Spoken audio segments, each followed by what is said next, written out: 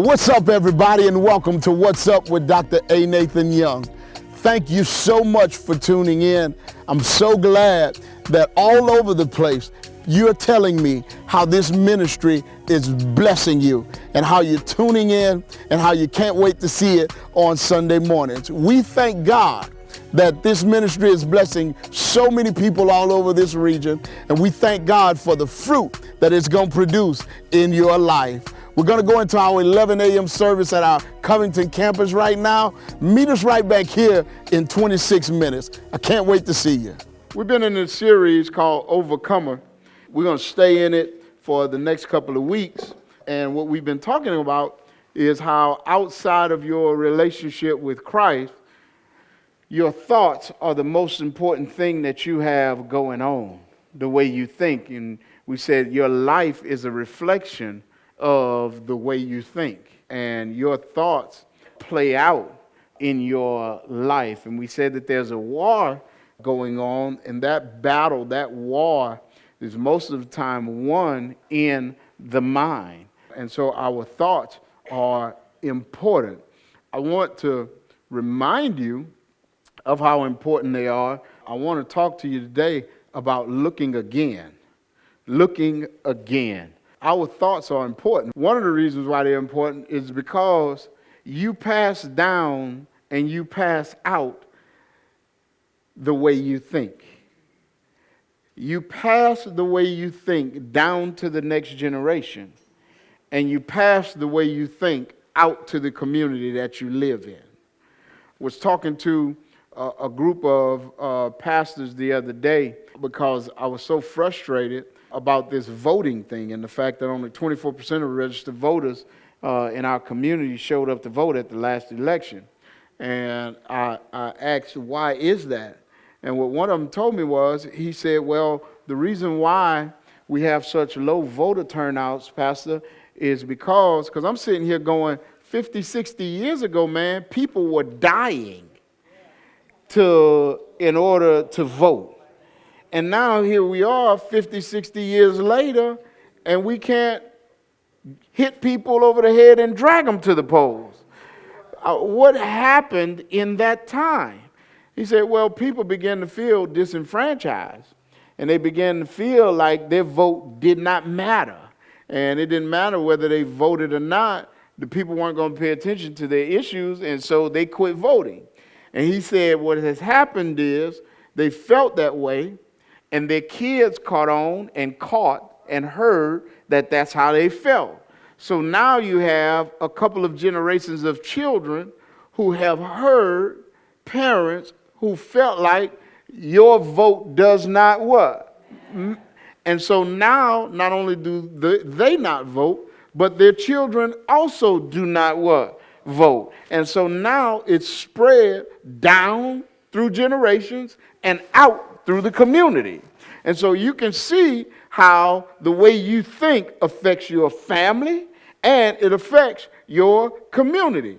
Now, whether the way you think is right or wrong, because when it comes to this whole voting thing, that's the wrong line of thought, that it doesn't matter. It does matter. Watch this. The reason why it does matter is because if more of us voted, then what would happen is the people in power would have to pay attention to our community. And the reason why they would have to pay attention is because their job would depend on it. So now we determine whether or not you have a job. And I don't know about you, but I pay attention to what my boss got to say. I pay attention to what my boss cares about. Why? Because that's job security for me. And so if more of us voted, it will make a difference. The bottom line is, change the way you think, go vote. Amen. And if you change the way you think and go vote, it'll change the situation. So your thoughts matter. You're passing it down to the next generation. It absolutely matters. The way you think is the most important thing that you have going on. It's the most important thing. It either makes you or it breaks you. It either makes situations in your life better or it makes them worse.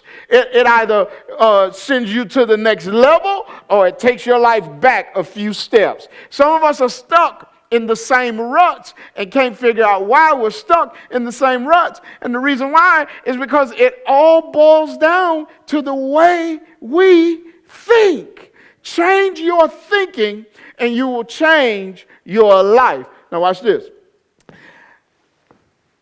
You can have two people who are in the exact same situation,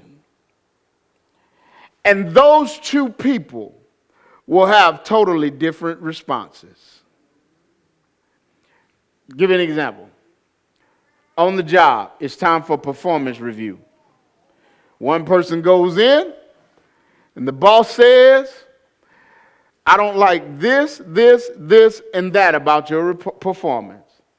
That person says, they walk out with the attitude of, who are you to tell me about my performance, Mr. Supervisor?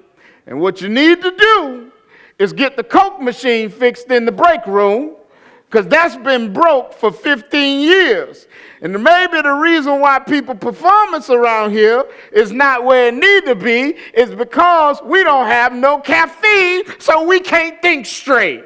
And don't tell me nothing about how I perform on the job when you ain't doing your job correctly, Mr. Supervisor, or you might get your super head bust.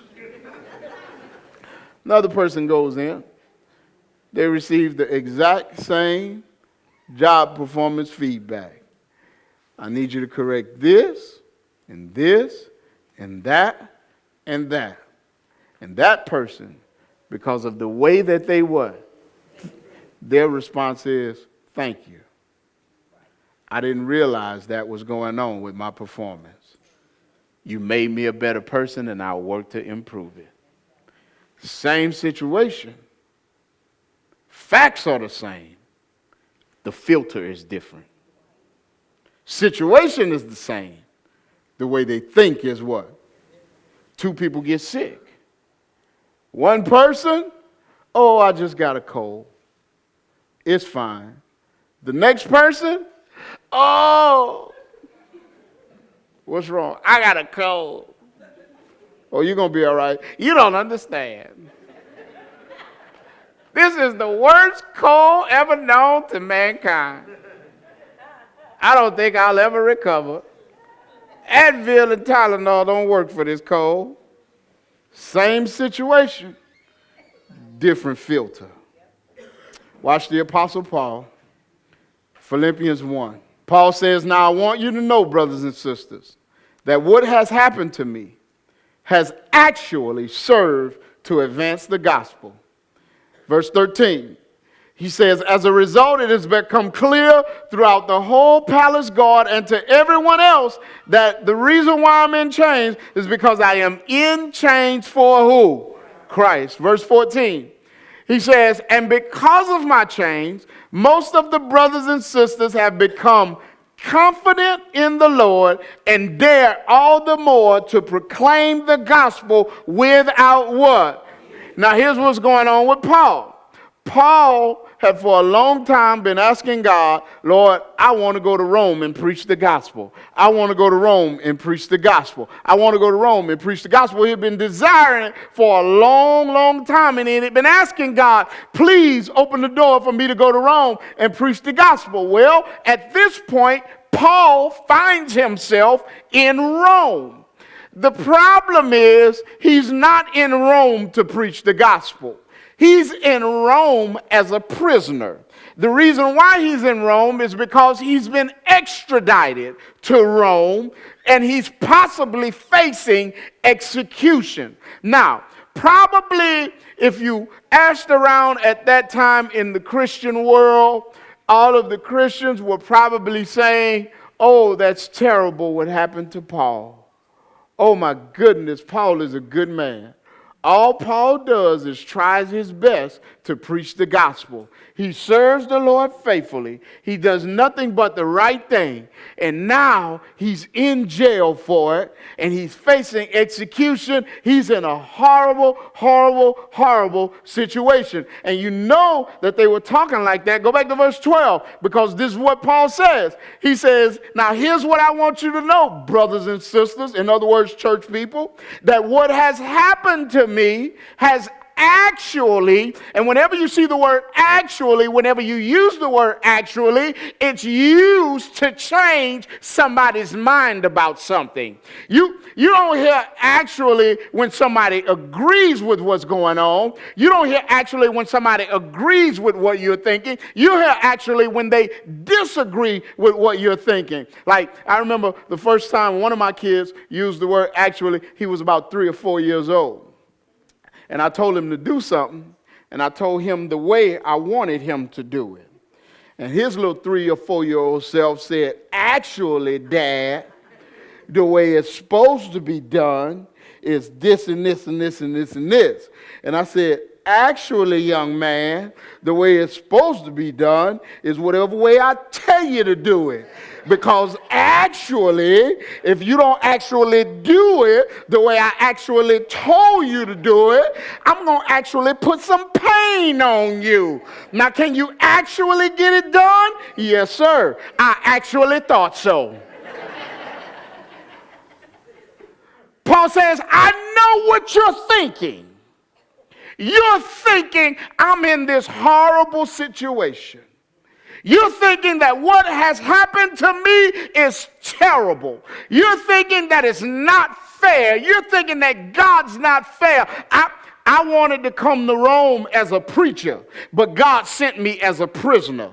I wanted to come to Rome to proclaim the gospel as a free man, but God sent me here in chains. I wanted to come to Rome and spread the good news, and instead the reason why I'm in Rome is because I got bad news. If we were Paul, we would be saying, okay, Lord, you got the right location, but the wrong situation. God ever did you that? He put you in the right location, but gave you the wrong situation. Come on, somebody. Lord, you gave me the job I asked you for, but I ain't know that it was a toxic environment. You gave me the career that I asked you for, but I didn't know that they had all this going on. Lord, I said I wanted to be married, but I didn't know she was crazy, loony, deranged. Lord, you got me in the right location, but it's the wrong situation. Lord, I know I asked you for kids, but you could have told me ahead of time that these kids were not Einstein, but they were Gomer Powell.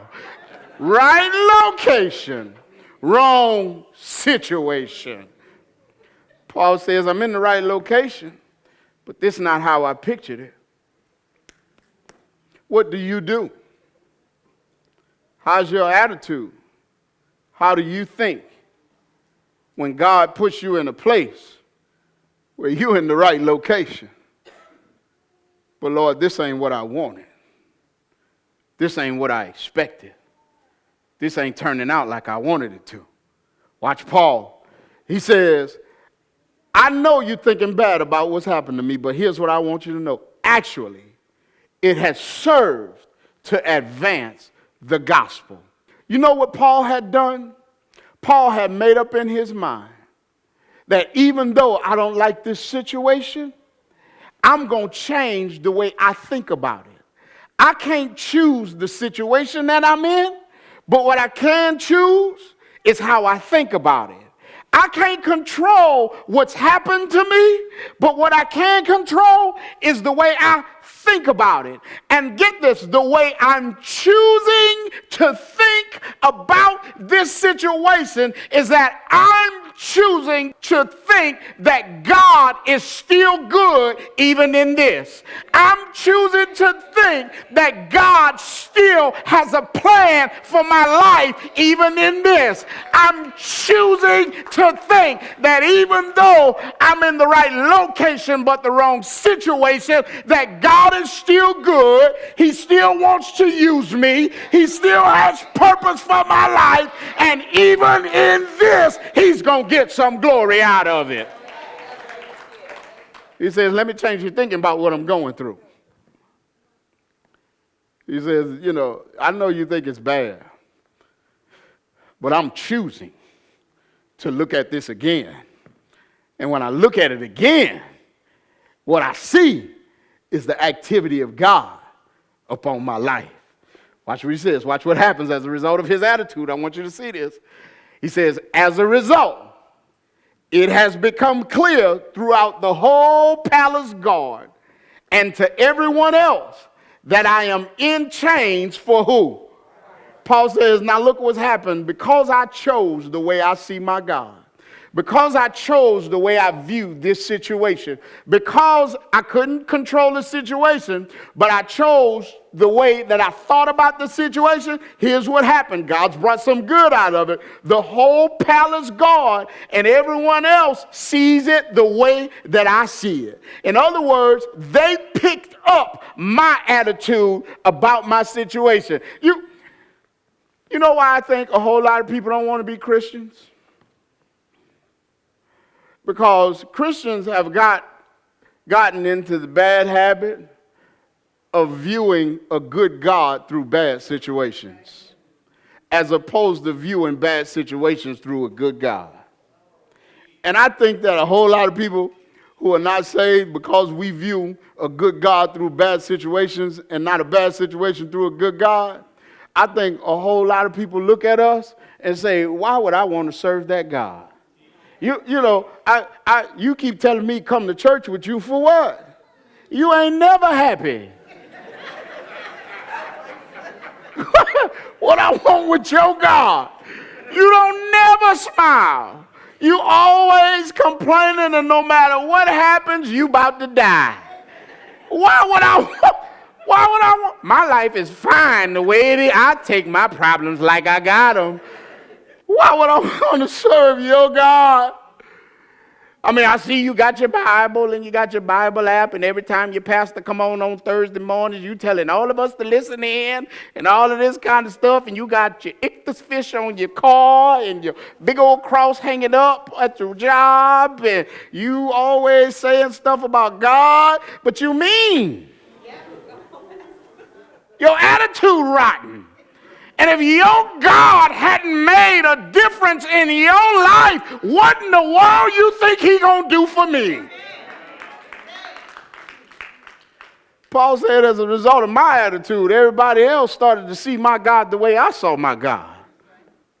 Hey, it's not the facts, it's the filter. The facts for Paul were bad, but Paul changed the filter. And because Paul changed the filter, other people's faith in God got built. Other people's confidence in the God that he served was raised, and their level, their view of the God he served came up. Let me ask you this. Whose faith is being built based on your filter? Who in your life, because of the way you handle problems, because they see you smile through situations, because they see you going through it, and although you're going through it, you maintain a good attitude and you still talk about the goodness of your God, who is there in your life that now has more confidence in your God? That's why some of our kids don't want nothing to do with church. For what? Some of our kids like Lil Jon. Serve God for what? Your God made you mean as hell, mama. What you want me to serve him for? I took a man to lunch this week. I don't know why. I guess it was God. I just felt like I should reach out to him for lunch. Believe it or not, I'm socially awkward. Like, I'm an introvert. Like, I'm happier when people not around. Like, lock me in a room by myself with my laptop, and I'm so happy because I'm an introvert. So on the way there, like situations like that always make me kind of nervous. On the way there, I'm like, all right, how I'm gonna start this conversation off? Like, how to do this. And I get there and I say, so just tell me about yourself. And this man told me, well, he says, I'm coming out of one of the roughest seasons of my life. He says, I'm recently divorced. He said, and it was really, really rough on me. And I said, well, talk to me. I know divorce is tough. He said, yeah. He said, it was tough for me. He said, but it got better. I said, well, how does divorce get better? He said, well, at the beginning of it, he said, like, we were married for a long time, and then we just weren't getting along, and we just mutually decided that we should both go our own separate ways. But then I got 2 kids in the mix, and my 2 kids decided that they wanted to be with her and not with me. And so I was kind of angry about that and frustrated with that. And then I'm put in a situation where, we got the house together, and, they're not really taking care of the house. So not only do I have to take care of my new place to live, but I got to take care of that place to live as well, because I can't just let the house go down. And so now I got to cut 2 yards. I got to do the maintenance on 2 houses, and I'm doing all of this, and I'm just angry all the time. And he said it was frustrating, it was aggravating, and he said, like, it was just a bad season. I said, well, what happened? He said, at some point, he said, God spoke to me and said, be helpful, not hurtful. He said, and that changed the way I looked at it. He said, and I just woke up every day and decided I was going to be helpful and not hurtful. He said, and with everything that I did through it, I said, I'm going to be helpful and not hurtful. And I said, well, what happened? He said, well, what happened was, he said, I started to feel better. He said, and I got peace. The situation didn't change. We still ended up going through with the divorce, but through it, me and her got along better. And through it, my kids started to like me again. And now, even on the other side of it, we all get along just great. I said, that's awesome. Kind of weird, because it's not normal, but it's awesome.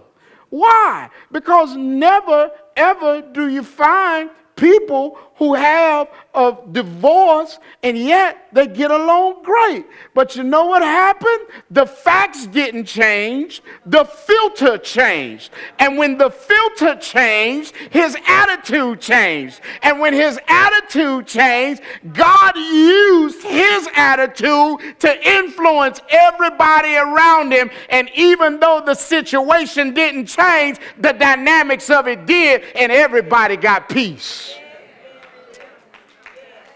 I got to ask you again, whose faith is better because of your filter? Give me verse 14. It says, and because of my chains, because of this bad situation, most of the brothers and sisters have become confident because of what I'm going through in the Lord. And they dare all the more to proclaim the gospel without what? Because they see how I've handled it. They got more confidence in God. Well, Pastor, that's a whole lot easier said than done. How do we do it? Number one, you learn to thank God for what didn't happen. We know how to thank God for what did happen. You got to learn to thank God for what didn't happen. What that look like, Pastor? Remember, it could always be worse. Said a young lady was off at college. She called home and told her mama and daddy, I need to talk to y'all. She came home. She told them, y'all gonna need to sit down for this one. She said, a couple of months ago, I went and partied at a bar, and I met a guy. And that night, things kind of happened, and I just found out I'm pregnant for him. But I don't want y'all to worry, because as soon as he get out of jail, he promised me he gonna take care of me and these twins. But he's not gonna be able to work at first because he's gonna be on probation. But no worries, I'm gonna take care of our kids and all of his other kids until he get off. Said her parents' jaw dropped to the floor. And then she told him, because of all of this, I gotta quit school and start working full time. Say her mama passed out. After they woke her mama up, she said, none of what I said is true. I actually just got a D on my chemistry exam, but I wanted to help you keep it in perspective.